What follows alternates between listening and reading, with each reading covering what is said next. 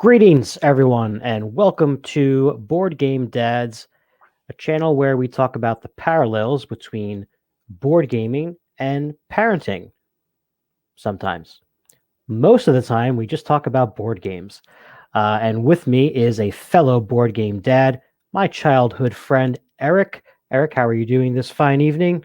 I'm doing all right. How you doing? I'm doing very well. Played a game tonight that I'll talk about a little bit later, and it'll make sense at that time.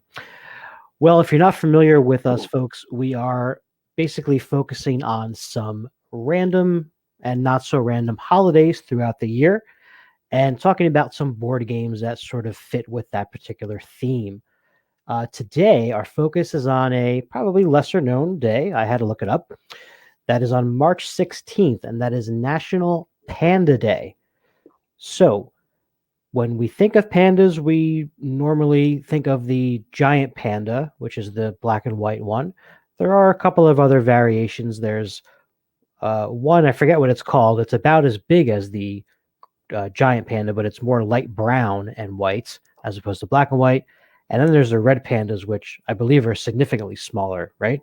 Yeah, the red pandas look like little red raccoons, kind of. Yeah, they have that kind of face. So it's an animal that has been of significance for as long as I can remember. When we were a kid, it was like national news. Like, did the pandas make a baby? Is there a baby panda? And then when there was one, it was media focused on let's go see the new panda baby. Huge thing, and because they were endangered, right? Their population was thinning out, and Because they're so cute. And well, they are adorable, right? I mean, they're lovable. They're lovable.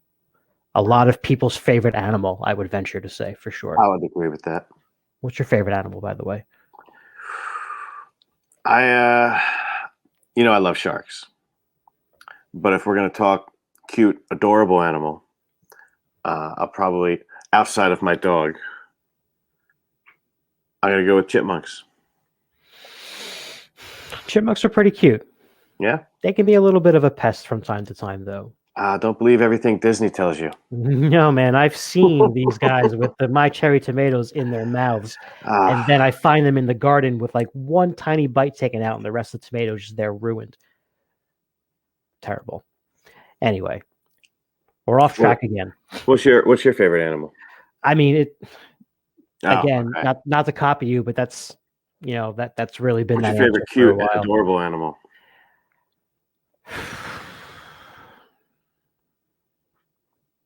I think bunnies are really cute.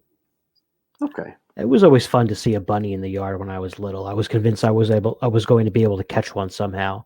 And I've seen AJ do that now in our backyard on a couple of occasions. It's really funny, right? Because he's just like, and this thing is like, nice. Very entertaining to watch. So there's that. And we might talk about them a little bit more around Easter time. That's true. Stay tuned for that. But an animal for a different day. Today we're focusing on the panda bears. One interesting fact about pandas that we found out was that they really eat almost half of the day, literally, right? They can eat from anywhere from 10 to 16 hours a day, and it's 99% bamboo. That's a lot of eating, Eric. That is a lot of eating. Another fun fact that we found was that panda bears can poo up to 40 times a day. So, I guess if you're doing 16 hours of eating, you're gonna poop a lot. That's true. That those numbers make sense at that point. Then, I believe it's some very small percentage, 15% or so, of the bamboo that they eat actually gets digested properly, which I guess is why there's so much poo. But yeah, they basically chop on bamboo all day long. And you'll see that in a couple of our game choices today as well. All right. Ready to talk about some games? Always. Okay. Do we have an honorable mention for this particular topic? We do. Actually, okay. I have two. All right. So the first one is Planet. Now, I'm sure we'll get into Planet some other day, but it does have panda bears in it, and they're cute. And there's one pictured on the instruction sheet or the rule book And so, just wanted to give a shout out to Planet for featuring panda bears. Okay, Um, fair enough. I have yet to play that game, but it looks pretty cool. it's cool. We have to house rule it a little bit, otherwise it's very AP. And so, but I digress. The other game that I wanted to give an honorable mention to, which I've never played, the Kung Fu Panda, the board game. Okay. I've heard it's really good. I think it's cooperative, and Hmm. I love the movies, the Kung Fu Panda movies, and I'm excited. I really want to check this one out, so I just want to give a shout out to that as well. Yeah, I've never played that either, but that does look interesting. I remember watching a video on it. It was a pretty good game behind the theme. For sure, co-op is great. Yeah, those are very underrated movies overall. Those are a lot of fun. So, I guess I'll start off. My first pick is a game that I have talked about before in maybe a not so positive light, and so I want to clarify some statements that I've made previously about this game. My wife accuses me of hating this game, which is false, very false statement. This game is called Pass the Pandas, by the way. It is strictly a luck based dice rolling game, and it plays well in a large group. It does not play well with two people because all you're doing in this game is rolling the dice and getting rid of some of the dice and passing some dice to some other players. Players, right? Not just one other person. It's really boring at that point. You're just passing things back and forth. But in a large group setting, this game is really fun because anybody can learn it. It's one of those games I can teach in 2 minutes or less, literally.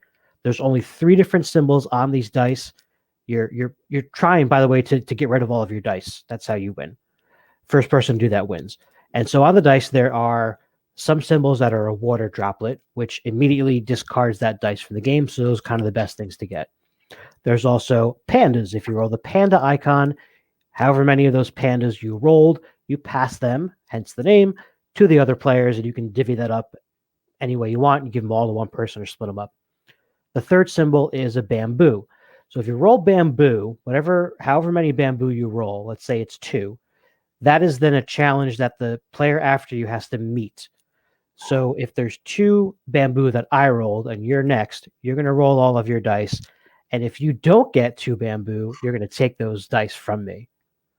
If you get 1, you'll take 1 from me. You'll take the difference. But if you meet it, nothing happens. If you exceed it, I get the bamboo. That's probably the most interesting part of this game. Is that the challenge part? And it's still not extremely innovative by any means, but it's called Pass the Pandas. It's on the cover. It's on the dice. There's really no way to not include it in this discussion. Eric, I don't think you've played this one to this day. I have had the good fortune, Oh, you have? apparently, to not have played this game Ah. since it does not sound like my cup of tea. I love animals in games, but I mean, I'll pass on this one. If I'm at your house and there's a bunch of people playing games, I'll check it out if you want to bring it to the table. But it sounds like you're not going to want to bring it to the table, so we'll play something else.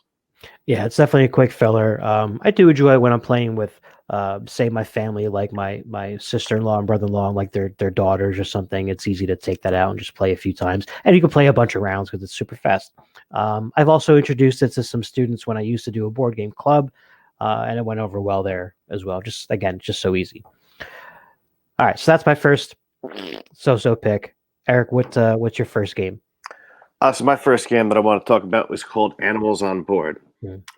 Now, doesn't feature pandas as much as the previous game did, Pass the Pandas, but it's a better game. But yeah, so it's just Pass the Pandas is soaking with panda Right. theme. I mean, it's everywhere. But this one, it's it's one of the animals is a panda. It's got this I split you choose element. So there's a group of animals and you split them somewhere, but then the next person chooses. So then you take those and you get points based on set collection. Mhm. And different amounts of animals will give you different points. If you get a pair, you don't get any points because some guy named Noah claims all the pairs. Yeah, you're It says that in basically the rule book. yeah. The rule book states that you're basically have like a rival arc next to Noah, and he's getting all the pairs of animals, so you get basically everything that's left. Yep. to the point where they don't score you any points if you have only two. It's interesting. Yeah, and it's a cute game. It's hasn't been played in a while, but Agreed. not Yeah, not because it's bad, just because it's not great, and we're always wanting to play a great game or a new game that we just got because it might be great, sure. you know. And so yeah, it's a lot of tough competition on that board game shelf out Eh, there. For sure. And this is another one that plays better with more than two people. I mean, you can play it with two certainly, but there's just because of Right, the eye split, you choose, which I think is really cool. And right. I think it's. I don't have a lot of games that do that, so it's the there only aren't that many. mechanism. The only other game I have that does that is New York Slice.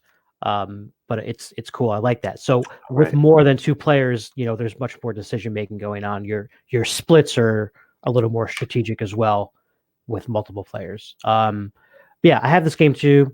Like you said, a lot of fun. It's pretty simple. Another one to get out pretty quickly. I was able to teach my parents how to play this game, and yeah, might try to break it out. You never know. All right. Now, what is your next game? All right, so definitely getting the panda feel in this game, similar to Animals on Board, where there are other animals in this game as well besides pandas. This one's called Zulareto. This is an older game that has several expansions and I think even a card version and a dice version, like many older games do. But the premise of this game is you are building a zoo, which is another really fun theme. In this game, you'll be loading up these trucks with different animal tiles, and on your turn, you either add a tile to one of those trucks, or at some point you can decide to take one of those trucks. And when you do, you put those animals into your zoo, your enclosure setup. You're trying to get sets of them. It's another set collection type thing in an enclosure. If you fill up the whole enclosure, you'll get more points than if you had one or two empty spaces at the end of the game. You can also breed if you have the opposite sex of the particular animal and make a new one. So that expands your enclosure as well. You can make the zoo get bigger if you need more enclosure space. And basically, you're trying to just get as many points as you can. I think the game ends when the bag runs out and there's no more animal tiles. In addition to that, there's some vending options like a drink stand of food, souvenirs, and things like that, which give you points in various ways as well. Eric, have you played this game with me? I have played this once, and I got to tell you, I was a little disappointed.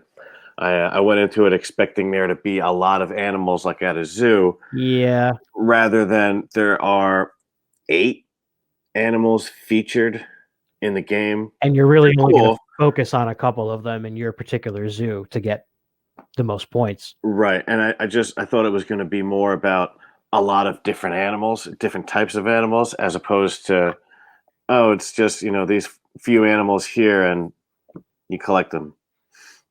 Yeah, I mean, it's again, I like the theme. It's not a bad game. It just I had expectations up here, Yeah. and the game was a little bit lower there. Now, I had made a statement to my wife Lauren before Christmas that I thought if I got New York Zoo, that it might eventually replace Zulareto. And I have yet to play New York Zoo, unfortunately, but I think I know that you like that game better. Is that fair? I've only played Zulareto once, Mm-hmm.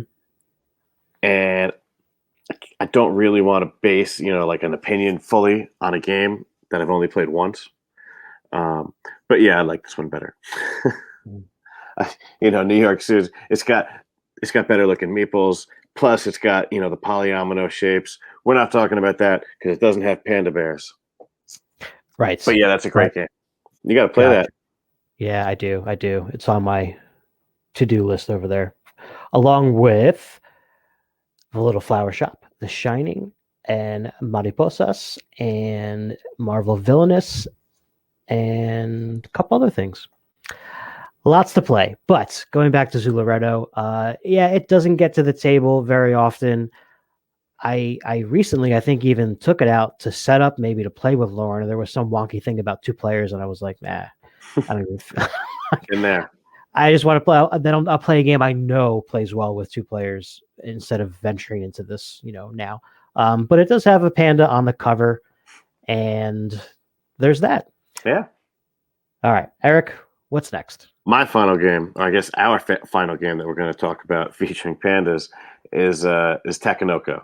Now, this game has got fantastic looking components. Looks absolutely gorgeous out on the table. Now, I know that you, Batista, have actually played this earlier tonight, I so I'm did. going to let you go ahead and explain this to everybody. Lauren and I played this evening. This is in my top 10 for sure, and it's one of those games that Lauren and I both like equally. I think I feel like we both win it kind of the same amount of times, and neither one of us will ever say no to playing this. I think it's been in our collection for a while. Actually, this was one of the first in my first round of sort of falling into the hobby. This was an early pickup, and it still gets to the table a lot. In this game, you're really just trying to get points based on these different cards that have different conditions to meet. There's three types of them. One of them is a gardener card, which you want to try to get bamboo to a certain height in some of the land areas. One is panda cards, where you're trying to eat the bamboo and score points for that. And then there's land ones, which you score by getting whatever the depicted image is of how the hexagonal land tiles are situated. So you're going to be adding these hexagon shapes to the board. So the board's going to start with just one, and then expands as the game gets bigger.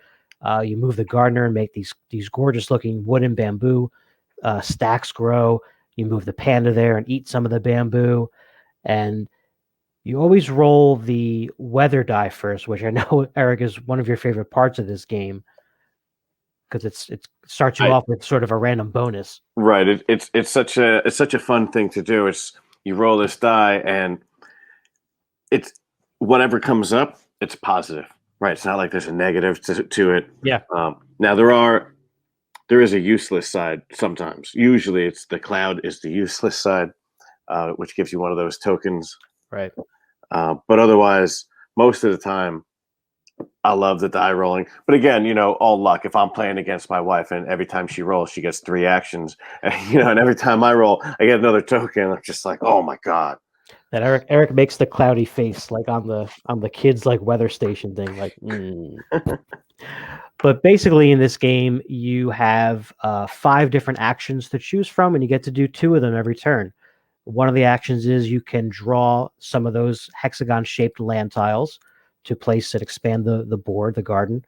The second thing you can do is you can move the panda in a straight line, so he can't go zigzag, but he goes in a straight line. And if whatever you land on, if there's bamboo there, you get to take one of the pieces off. You can also move the gardener, which will add to the bamboo stacks, make them bigger. Basically, there's this constant battle that the gardener's trying to plant bamboo, and the panda just keeps eating it. And as we know, they eat 10 to 16 hours a day, so that kind of makes sense. And then you can also take some irrigation channels because you have to irrigate the land to make it grow. And then you can take more of those objective cards, which let you score in different ways. I think this game, like I said, is kind of a step up from an introductory game. It has just enough strategy and just enough decision making that it's just a really fun play. I think it scales well from 2 to 4. The only thing that changes is the amount of objective cards. So when you score one, you put it out. It's open information how much points you have. And in a two-player game, when the ninth card is out, that triggers the end of the game, last round, and then you just add them all up. You guys have the expansion for this as well, right? We do Yeah. chibis Chibis, yep, comes with the female panda and and the little babies. babies. Yep. Yeah, we have it. We really like the game. We got it because we played it with you and we liked it so much. So we went out and got it. And then I love when that happens. honestly, because the female chibi, just because of how great the components look, that the female also looked great. Well, we had to get the expansion. Yeah, yeah. I wish they came out with the little minis for the little babies instead of little Yes, cardboard agreed. tokens. The babies are just little cardboard discs. I think they missed an opportunity there, but Yeah, that would drive up the cost, I'm sure. Um, but yeah, this is a game that gets played really often. And I think in terms of talking about this particular holiday, this is certainly the most thematic. I mean, you're, like I said, constantly eating bamboo to the point where the gardener's always trying to catch up with it.